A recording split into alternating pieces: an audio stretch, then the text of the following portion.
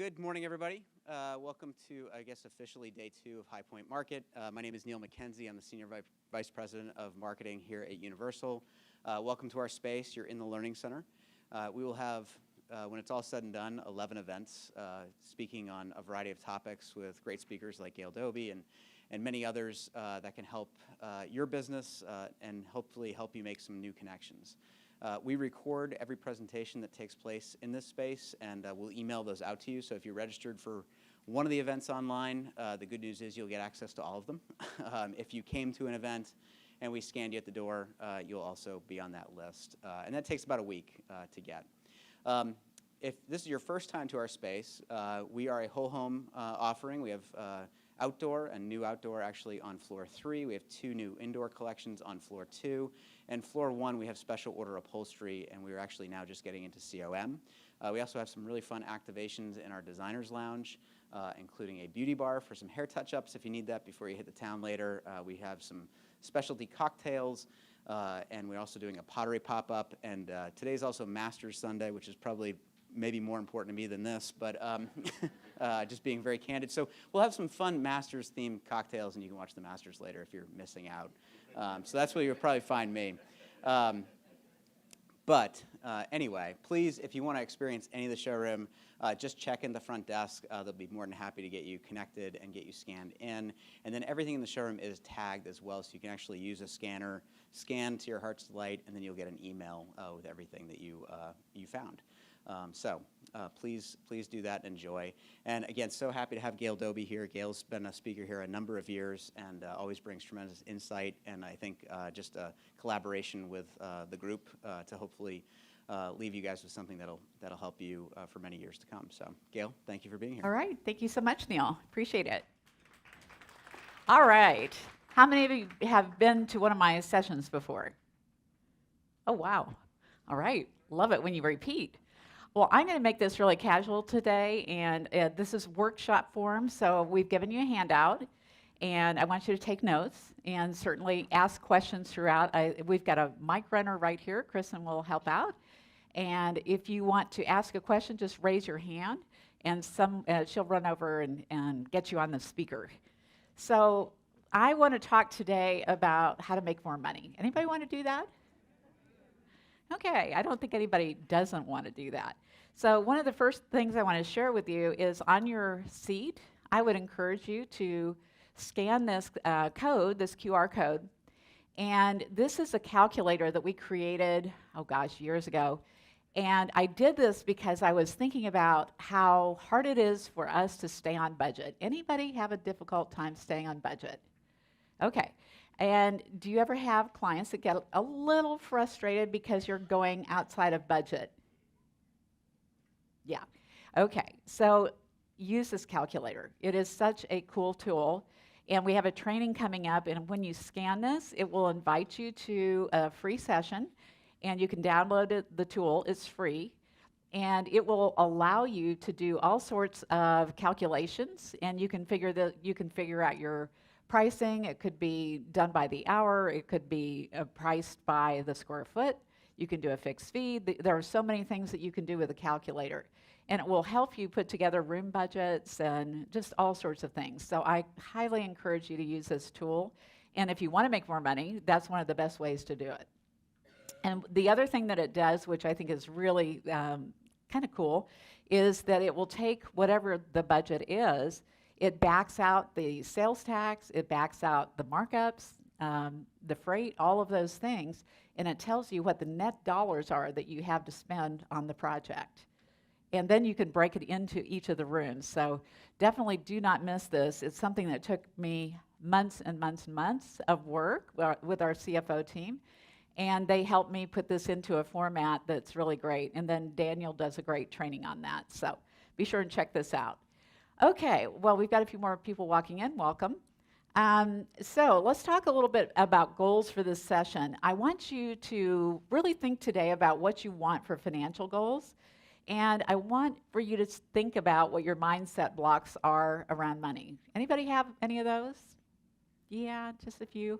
Okay, it's totally okay. And we also have, I want to talk a little bit about what kind of a business you want to build. And some people want a lifestyle business. They want to raise their kids, they want to travel, they don't want to work full time. They want this to be more of a second type of an income for their household. And it's something that's a passion project. So anybody in that category? Okay, just a few. And that's totally okay. There's nothing wrong with that. And then the rest of you, I'm assuming, are interested in building a business where you can make some money. So, okay, we'll talk about how to do that. So a lifestyle business is created and typically operated by its founder to serve the purpose of sustaining a particular level of income and no more. These businesses are small, owner-operated, often running from a home office or remotely. They involve providing services, selling products online, or running a small retail store.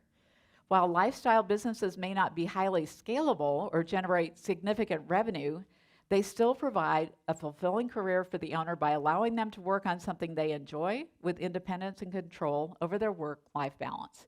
So that's what it's supposed to be.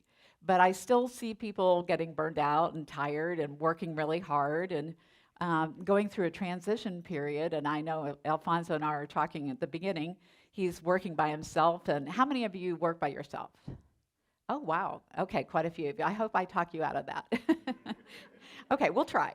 All right, so the advantages, of course, for a lifestyle business are flexibility, work-life balance, personal fulfillment. You get to do a passion project, something that's really fun for you, and control, and low overhead. So that sounds really, really great for a while until you get to the point where you're doing it all, right, Alfonso?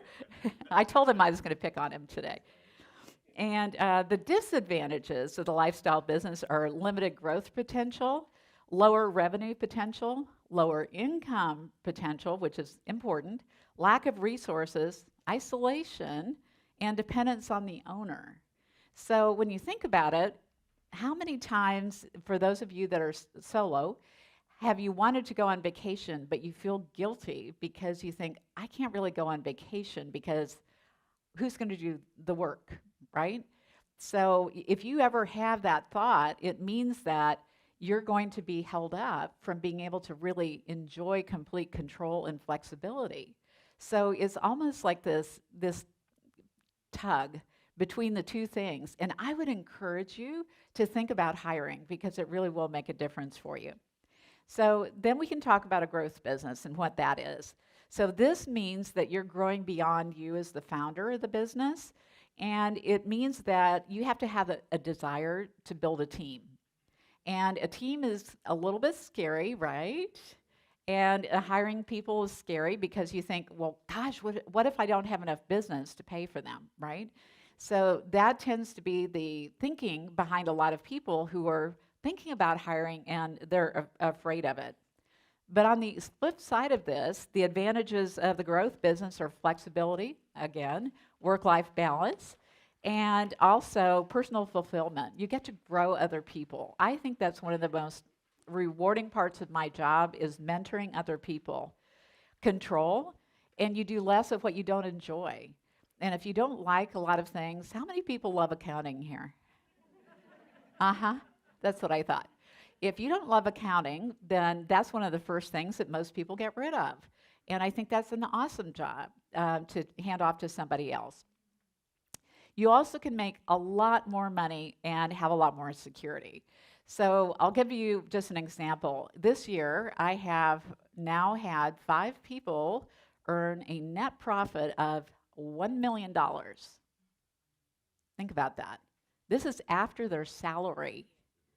So if you can hire people and you can get the right people on the team and you're able to sell, which most of us have to do, then you can make an incredible income and have a lot of flexibility and actually have a lot more time to do the things you really love to do.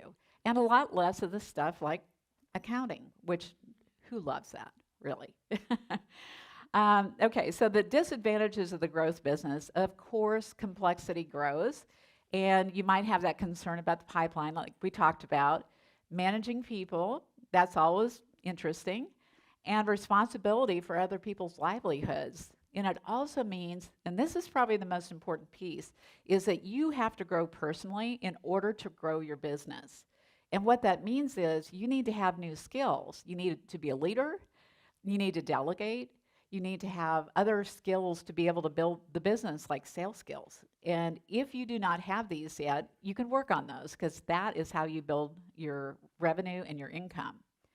So I want you to think about why you're in business and if you are where you want to be. Anybody want to make a few changes to their business? Okay, it looks like a lot of you do. So I would love to hear from a few of you. Why do you want to grow your business? And what changes would you like to make? Somebody raise a hand. Alfonso. So the name of my company is Place of Peace Interior Designs. Okay. And the reason I got that name is because that's what my place is, a place Ah. of peace. It's my Wi-Fi name. And I got that from my granny. She said, your home should always be a place of peace. And then so other people asked me to start doing their homes. And so I was kind of forced into business. Nice. And it's going pretty well. What I would love to do is streamline a lot of things so that it's kind of effortless, if that makes sense. It totally does. So if anybody wants to streamline and make it a little bit easier, and you can do that throughout your business, we're even doing it now. So doesn't matter what size business you are, you're always looking for a better way to do it. But I think that's one of the skill sets that we can bring to the company is that vision for the business and what it is we want to do, and then figure out really good processes to make it work. So I want you to take just a couple of minutes. There's plenty of space here, and I want you to think about why you're in business and make some notes for yourself and really think about this. Why are you in business? What's the real purpose of you being in business? This is homework time.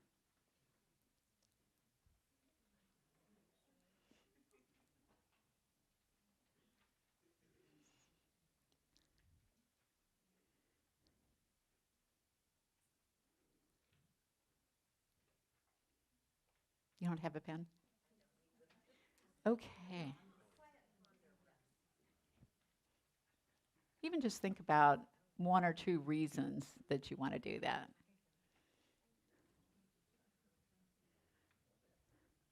We have some people sharing pens, so if you have an extra, if you'd share, that'd be great.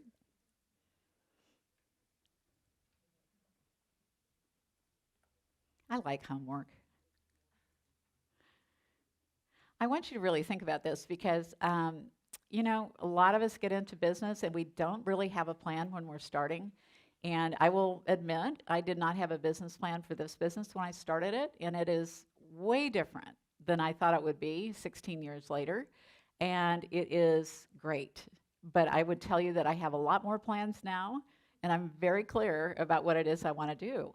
So the clearer you are, the more likely you are to hit your goals. And if you don't have a plan, you're going to go somewhere, but you're probably not going to go where you really, in your heart, really want to go. So I'm asking you to think about this from what's going to make your heart sing? What is going to make you love what you're doing? And I think that if you can come to that, then you can build anything. And that's what I tell our clients when they come to us.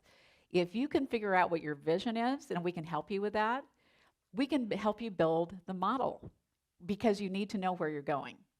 So it's like going on a trip. If you're going to New York and you get on the plane and you're here, how do you get there? You have to think about all the steps that it takes to get to the airport and drop off the dog at the dog sitter and take your kids somewhere. And you get on the plane and then you fly there. But even as your pilot is flying to New York, they're course correcting all the way, but they know exactly where they're going. So if you have a plan, think about this. If you have this mapped out for yourself, you're more likely to get to the real destination you want. So who would like to share why you want to grow your business? You have somebody right back here. At the end of the day, I love the end of our projects where, these families, it's such a privilege, I think, to do what we do and to go into their homes and into their intimate settings where their families make those memories. And it kind of sounds hokey, but it really is. I want to help more families love their homes, right? I want their homes to be places where those kids grow up and have great memories, and then they create homes that they love with the good details. But also just to leave that legacy, right? when we're not here any longer, want to know that we left the world a better place. And my kids laugh at me, but a prettier place. So yeah, and financial freedom, of course. Well, I think that's really important, and it's kind of a nice byproduct of this business. And what we've found over the years of coaching people is that when you know how to run a business, then all of a sudden you have confidence. And what I see in a lot of designers is they don't have confidence as they're building their business. But once they get to that point and they understand their financials and they understand how to build a plan and how to run a business and manage people, then they have this, something shifts. And you get to this place where you feel really, really good about yourself. And I really just think that's part of what we get to do. So besides making beautiful homes, we get to make beautiful businesses. We get to help people grow and become great leaders and great designers. So for me, that to me is a great benefit of running a business. Who else would like to share? Right here, we've got a couple more. I love people that love to participate. Well, I need to earn more and grow Sure. so I can start contributing and this is a second career for me. So I Okay. need to start contributing getting back to my retirement and planning ahead for the future. Because if I'm not able to do that, then I really should be going back to corporate or something. Okay. I hear you. I think for me, it's always, I'm 40, but for me, I'm always thinking about like the next generation. So really building a beautiful life for me, but also thinking about my daughter and her Sure. kids someday and doing all of the wonderful things that my grandmother did for me, like help me with my college. And I want to be able to do that for my next generation of people after me. That is a great reason to do it. And what I would encourage you to do is look for the emotional reason for why you're doing what you're doing, because that will keep you going, especially in those tough times when you're feeling frustrated and there are things that don't go right in the business. It's just normal. We all have that. So if you can come up with the reason why it's going to serve you, usually it's the same thing.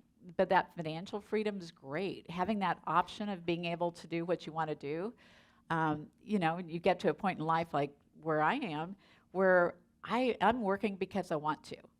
And if you can get there, it gives you that freedom to do so much more and a lot less stress in a way, because you don't feel like, oh my God, if I don't make this paycheck, or if I can't pay myself, or I can't pay my team, then what am I going to do? And some people worry about that. So I would love to see you get to the point where you don't have to worry about it, because you have a great business and it's supporting you. And so let's talk about options for growth. And I gave you some numbers here. Sorry, it's a little bit wonky, but it's going to be okay. So here are some options of how big you can get. You can stay solo, and you can grow up to 3 people. You can probably do about $750,000 of business, and probably your income would be maximum of about $100,000 or so, which isn't bad. I mean, that is a decent income depending on where you live. A boutique firm is about 4 people or so, and that's about $1 million to $1.25 million. You can make about $100,000 to $150,000 doing that. If you're growing, 5 to 8 people would be a good team size, and that's about 1.25 to 2 million. And you would be making about 150 to 200,000 typically. And then scales when you're about 9 or more people. So that's 2 million and above, and over 200,000 in income. So does that give you an idea of what you want to shoot for? Okay. So if you know what you're shooting for, and you know why you're doing it, then what's missing is the plan, right? So that's really the reality, is first you need to decide today which one you want to do. Because what I find is you're doing about a fraction of what you're really capable of doing. And a lot of that is just because you haven't had a plan to go with maybe those deep-seated goals and those feelings that you want to achieve things. So I think it's really important for you to decide on what success looks like, and then decide what your time frame is. What is that time period that you have set for yourself so that you can achieve that? So I want you to think about that for just a minute, and maybe come up with a time frame and decide what success looks like to you. So just write a few notes for yourself, and then we'll get some people to talk about that. Yes, ma'am. Do the people that you're talking about, are they like, could they be contractors that work with you or employees or both? It could be both, yeah. In our company, we have 18. We have 6 full-time people, and we have a few part-time people, and then the rest are contractors. So in our business, we have been virtual for 15 years, and we've operated this way 15 out of 16 years. So you can run almost any kind of business however you want to do it. Okay, Quick question. sure. When you were quoting these numbers, the 100K, 150, and 200, Yeah. is that the salary or is that Salary. the business net income? Salary. Okay. Mhm. Thank you. Yeah, it's really interesting. We keep track of what the stats are for the industry. And I think it was last year, it was under 5% was the net profit for most companies in design. It was really, really sad. And before that, it was about 7.5%, 8%. So we actually saw it go backwards. So definitely you want to be thinking about what your income is. And then, of course, the net profit is also part of your income as well. Okay. So here's what we call the plan that you need to put together. We call this a creative value blueprint. And the reason we call it this is because you're creative. You have a value that you bring to your clientele, and you need a blueprint for doing it. And here's some of the things you need to be thinking about. And if you haven't read my book, has anybody read my book? Okay, a few of you have read the book. And if you haven't, it's on Amazon. There's a creative value blueprint, and I talk about it a lot in the book. And the first step is knowing what your vision is. We talked about that this morning. And the second thing is understanding what your values are. And the reason I bring up values is you have to be thinking about, how am I going to run my business? How do I make decisions when they're tough? You will have lots of tough decisions you have to make. So the values that you have and you bring to your business and to your home are going to tell you how to make some of those tough decisions. And so, for example, my personal values are relationships, loyalty, and contribution. So if I can filter my decisions through that framework, I'm going to make better decisions that I feel good about. And if I find that something feels wrong about a decision, it's usually because I have not put it through the filter. So I would encourage you to really think about what your values are, what's non-negotiable, and what is it that you want to do in your business, and how do you want to run your life. And from this, you can develop a culture for your business. So for those of you who don't have employees yet, but you will, Alfonso, and you want to, you're so sweet, letting me pick on you. You want to build a culture for your business. And the culture is really about how your business feels to everybody that experiences it. That's your employees, you, and also your clients. And there is actually a palpable feeling that people have when they interact with you. And the more people you have on your team, the more your culture needs to be within all of them. So every single person on your team has to reflect the culture that you have. And it should be based on your values. From all of this, you start developing an idea of what your brand is. So a lot of people think that brand is about your logo and your website and social media and all of that. Your brand is way more than that. And your brand is really about how you interact with people, how you serve people, and that's what we call the brand experience. Are you all readers? Anybody like to read? Okay, great. Here's a great book. Write this one down. It's called Unreasonable Hospitality. I highly encourage you to read that book or listen to it on Audible. It is amazing. And when you read this book, it will give you some ideas about how to create an amazing client service that people will talk about. And that will help you in growing your business so much more easily. You'll attract people. They will love you because you give such extra service. So I'll give you an example of that. We were doing an event at Ritz-Carlton. This is a couple of years back, maybe 5 years ago. And it was in Denver. And I went to my room and I couldn't get in. I was really frustrated. And it's just so stressful for us behind the scenes when we're doing an event. So I went down to the front desk and I said, I can't get in my room. And they said, oh, no problem, we'll give you another key. So I go back up to the room, and again, I couldn't get in. So I went back downstairs and got another key. And about this time, I go up and I try to open the door again, and it still doesn't open. And around this time, this guy comes out of this doorway from the stairway, and it was he was a security guard for the company. And he said, well, hi, how are you doing? Are you having a problem? I said, yeah, I can't get in the room. He said, oh, I bet I know what the problem is. He said, I bet that you have your phone right next to your key card. And so sure enough, I had demagnetized my key card 3 times, and I was really getting mad at myself. So I went back downstairs and I got another card, got in, no problem. We had a long, long day, went back to the room later at night, and there was this little bag sitting on the bed. And it had a handwritten note, had the little tissue in it, and it was a little bath bomb. And he said, I'm so sorry you had such a hard day today. I hope you have a wonderful evening. And he signed it. And I thought, I've never forgotten that story, but that is true service. And that's where he didn't have to do that, but it was just so endearing. And so I've told that story so many times. So if you can learn to give this kind of service, you will talk about it. Your clients will talk about it. You'll get referrals. So if you want the easiest way to get business, do that.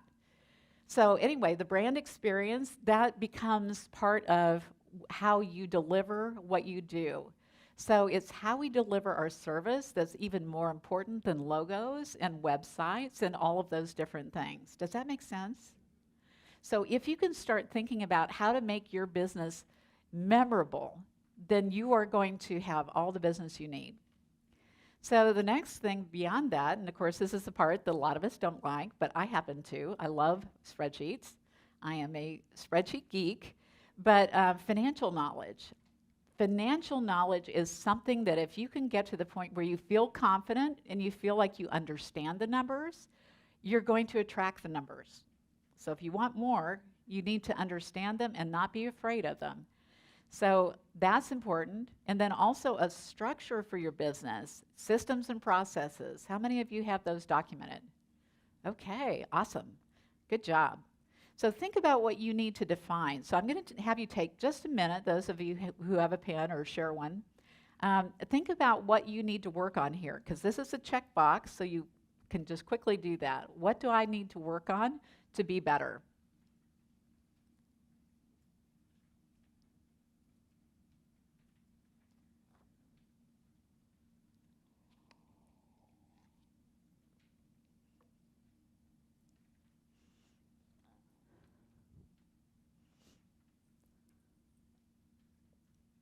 Who would like to share? Alfonso. Everything? See, I have it for me. I don't necessarily have it for everyone else, if that makes sense. Okay. So I have to structure it to where people automatically understand every element of my business, because I have a background in hospitality. So when you were talking about Awesome. that, so it's like, I have those pieces, but I need to be able to convey those pieces to other individuals. Right. Yeah. And that's how you teach that. And documenting those processes can be really good. So for example, a good thing to remember is that each of your people will learn differently. Some people you can tell them something, they're auditory. Some people need to have things in writing, or they need to see a visual. And some people have to touch and feel and do it, and some people need to do all of those. So if you're going to teach a team, that's probably one of the biggest tricks I would teach you, is to learn how to use all of those modes of communication. And so when you're doing training, think about how you can record something, have a document that they can follow, and let them do it and try it, and then come back and give you feedback. So that is one of the keys of learning how to delegate and teach, is having that style of learning, addressing that for your employees. Okay, anybody have any mindset blocks? I heard some little puffs. So I would say yes. Anybody have imposter syndrome? Okay. And a little fear, a little anxiety. Yeah. Overwhelm. You don't know what to do next. Yeah. Okay. You're normal. So that's a good sign. I want to tell you that I've had all of these, and I still have all of these at one time or another. So don't feel bad. This is normal. And the reality is that all of these things are when we are stopping and we allow ourselves to just get in our heads and we're not in action. So the quickest way to break this habit is to just get in action, which means that if you have a plan, that you can execute on that even if you don't feel good, even if you have imposter syndrome. So if you can learn how to get into action, you can break that cycle very, very quickly. Does that make sense? Okay. So I want you to think about this because I'm going to give you just little nuggets here because I want you to take maybe 1 or 2 ideas today and apply it to your business when you go back. And if you can try these things, just remember if you don't have a plan, just get 3 things for the day that are high priorities that will help your business go to the next level. Really think about this. What is a lever that I can pull or push that will take me to the next level? It's probably reaching out to prospects, it's networking, it's hiring people, it's doing your marketing work and getting maybe your social media things posted. Those could be things that you could be using to move your business forward. So when you're really stuck and you're starting to think in this imposter syndrome, get in action. Just have 3 things written down and execute that first. You'll feel great. At the end of the day, you'll feel accomplished. So it's literally just 3 things that you have to do a day, and that will break that cycle. Another thing I want you to think about is that there is a concept called future self. And this is so interesting, and I heard this man talk about this, Dr. Benjamin Hardy, and he has written about this quite a bit, and he has several books out. They're all good. And he talks about your future self because for you to go to another level of your business, for you to start hiring people, for you to have more confidence, for you to start working with higher level clients, you need to be a different person than you are today. And you have to figure out what is it that I need to do and how do I need to be better so that I can attract those people and I can do that kind of business. Does that make sense? Okay, so what do you need to be and what do you need to learn? What skills do you need to have in order to be that future self that can do those things you haven't done yet? So I want you to take a second and think about that and write down a few ideas.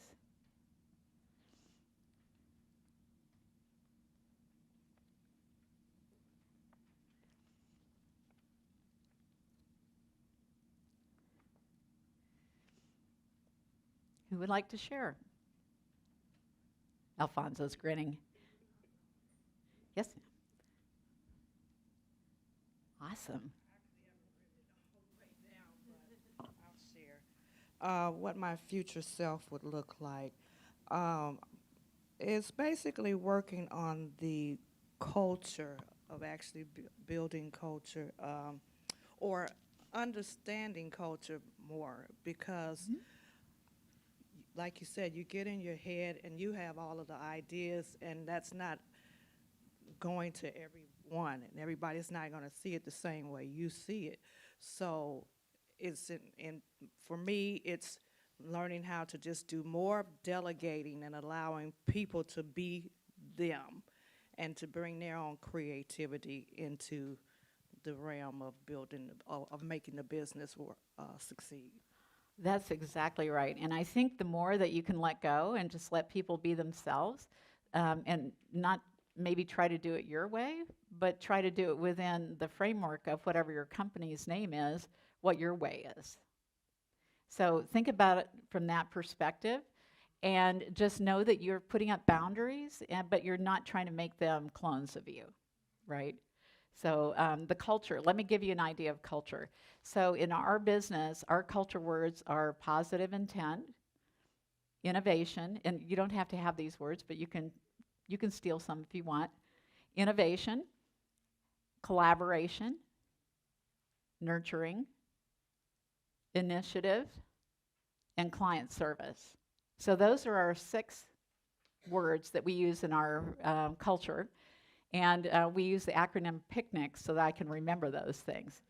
But whatever you do, if you have 5 or 6 words that describe your culture, make sure it's something that you're actually currently doing and not what you're aspiring to do, if that makes sense.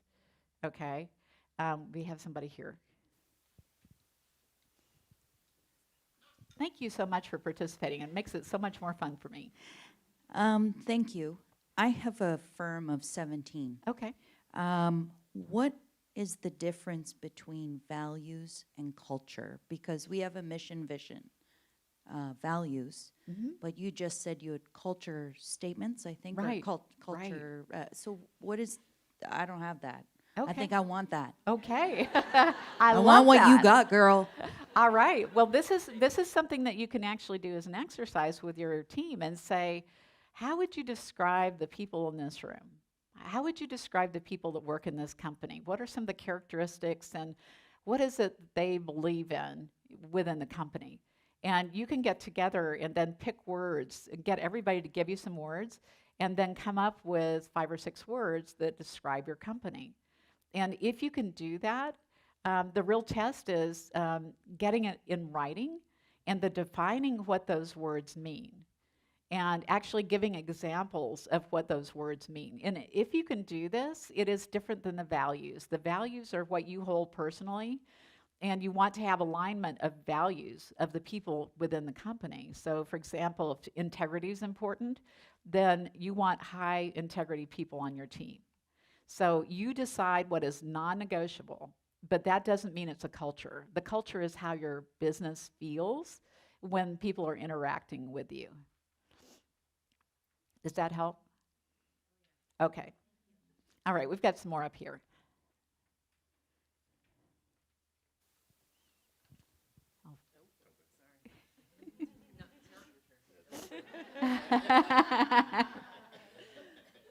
Okay. So my firm is 5 people plus myself. Okay. And so my future self would love to be like a master of managing my pipeline. It's something that I feel like a lot of times in this industry, it's like feast or famine, right? Right. And so you've got these huge projects underway, and they could be 2-3 years long. Sure. And so you say no to certain things that you don't think you can take on, or just that aren't interesting to you. And then sometimes I'll find myself in a place where I'm like, oh, okay, well, this is done, and now I need my next one. Right. And I'm just kind of, I don't know. I hope it's not just me, but I would love to get to a It's place not. where I could really plan it out. So Sure. I know when I need to say yes, and I know when it's okay to say no. And when I'm in that place of, okay, I don't have my next big project, right? Right. What are my things where, like my toolkit that I can go to and be like, okay, I need to do X, Y, and Z and land that next big project. So I'd love So- your thoughts on that. Do you have a marketing plan?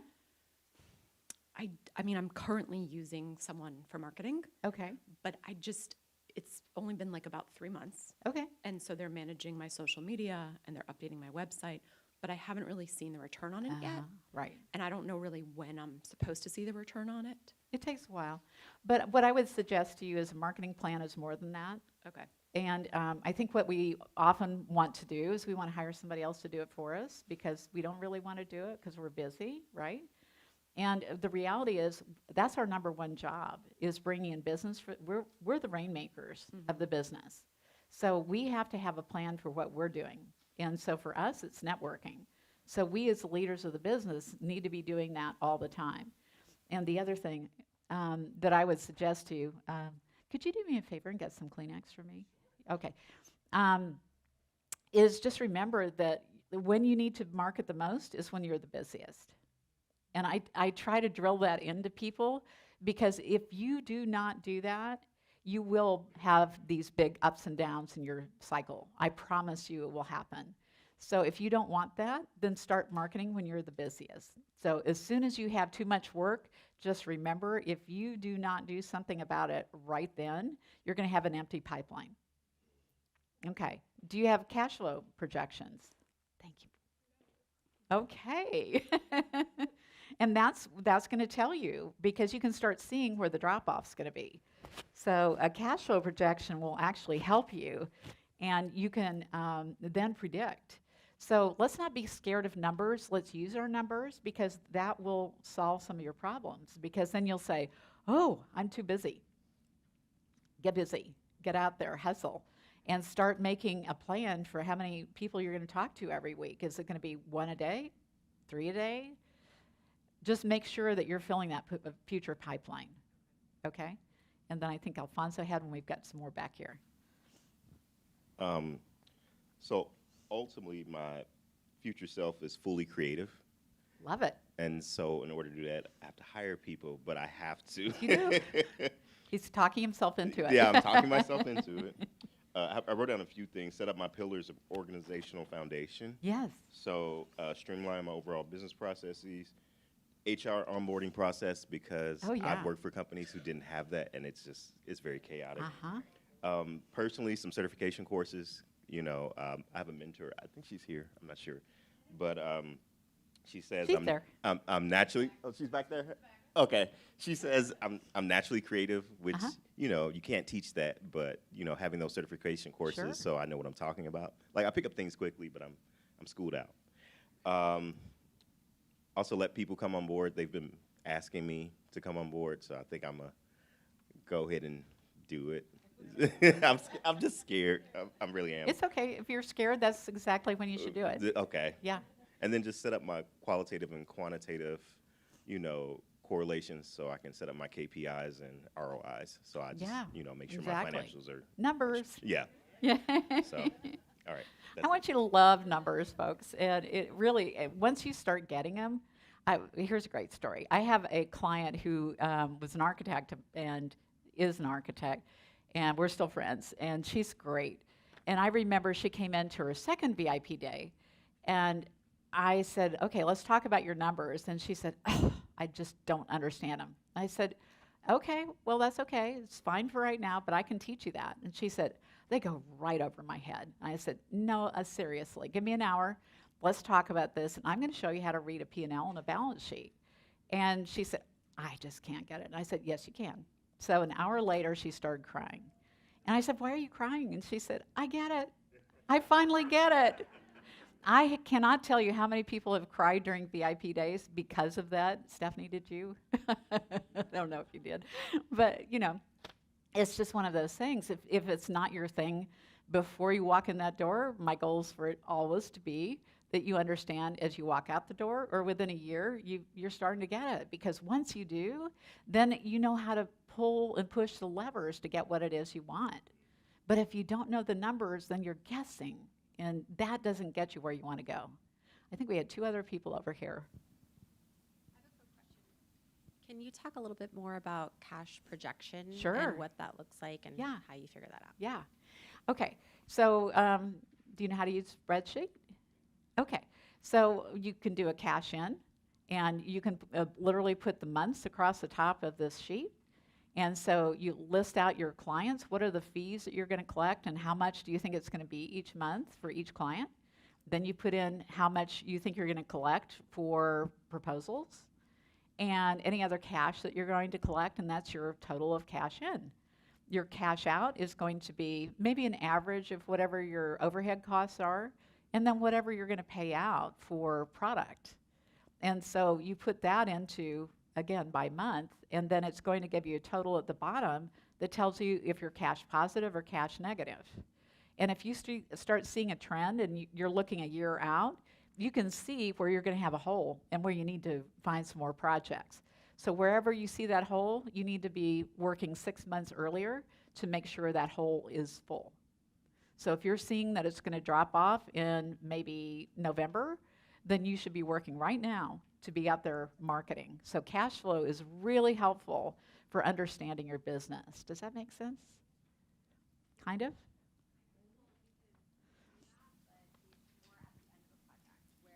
Hang on a sec, we can't hear you. We have the overall P&L on a per project that we Okay. look at, but it's at the end. So I guess it's just gonna be more You need to homework see the up future. front. Yeah, Yeah. more homework up front to kind of see like, okay, this is what we're buying. These are the vendors that we're working with, so that you can kind of see what the projection is on like the furnishings versus the Right. proposal fees and things like that.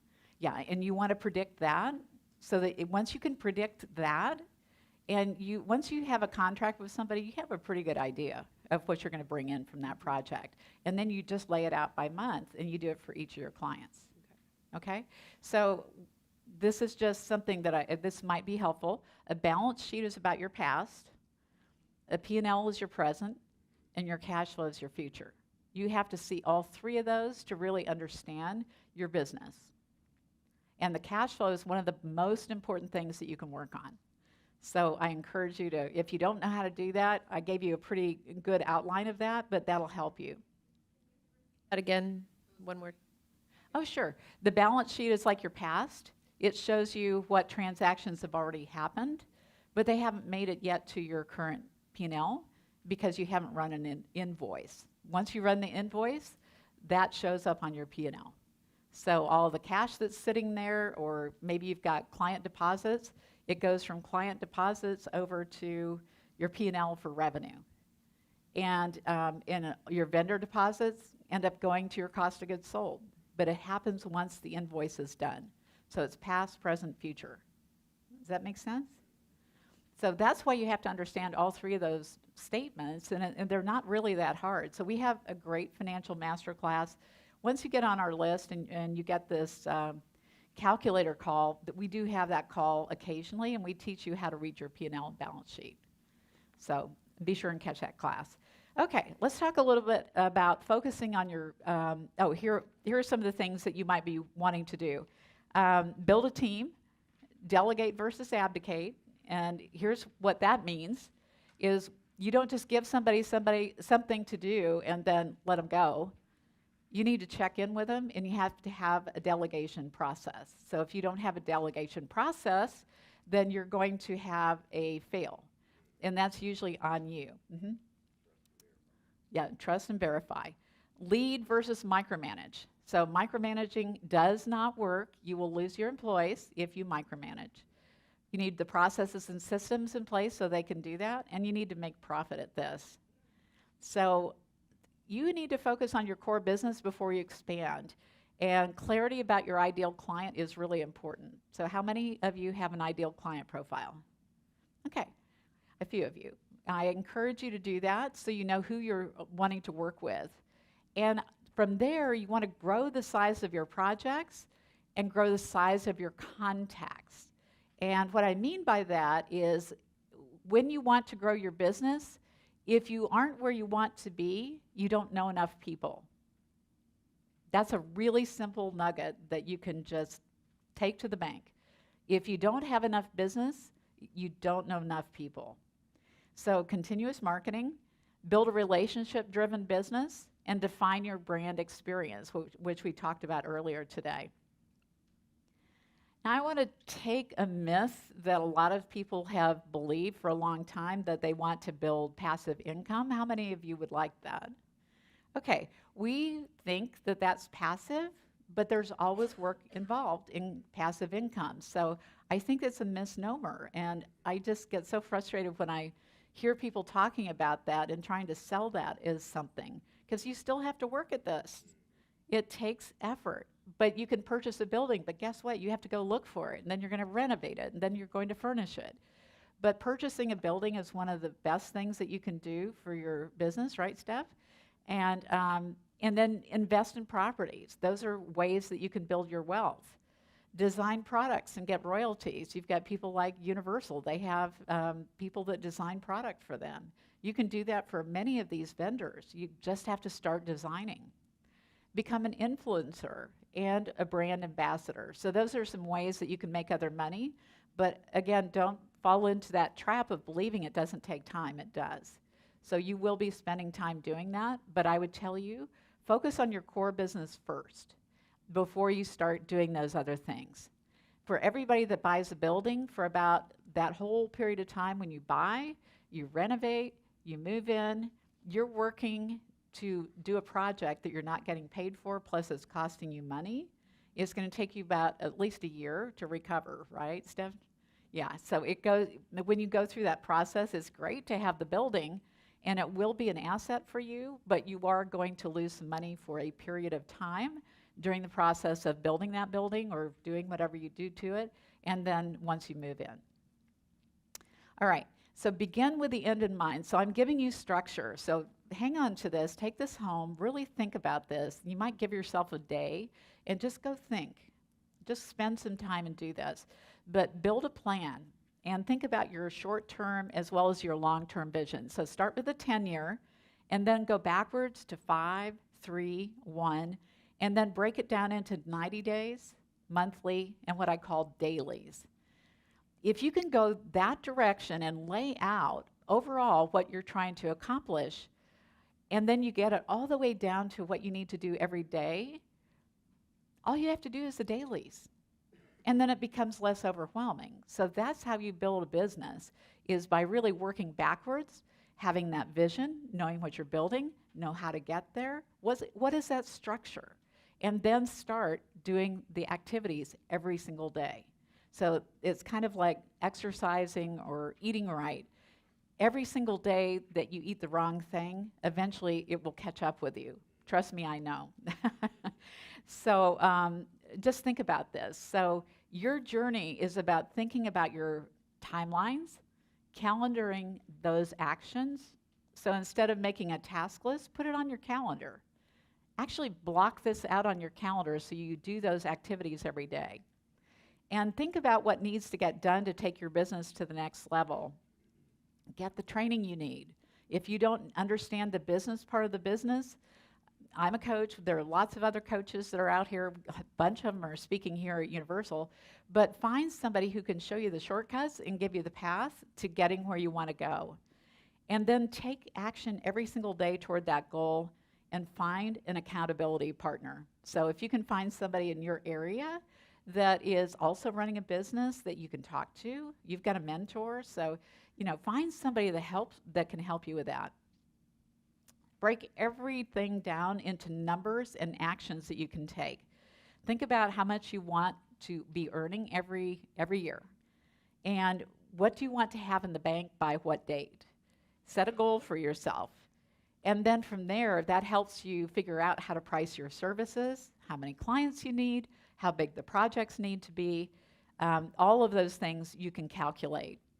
And also you want to think about what your net profit margin is. And so a lot of people think about, I want to have a $5 million business. Well, that's great, but how much are you keeping?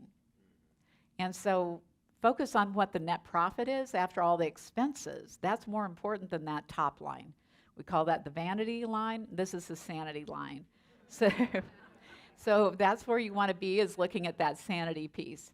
So some of the things I would tell you, and these are just a couple of keys to success that I think work for people. Action versus perfection. Please do not be a perfectionist. Perfection is a waste of time. Go for 80% and go for excellent. Discipline versus motivation. Motivation is temporary. And so you might be motivated for a bit, but as soon as that motivation is not present with you, then you're going to lose that path and that momentum. So work on discipline. Discipline is about thinking about those 3 things every day that you can do and take action on to get you where you want to go. Accountability and consistency. So accountability and consistency will be your key for you. Thanks, everybody. Thanks for coming.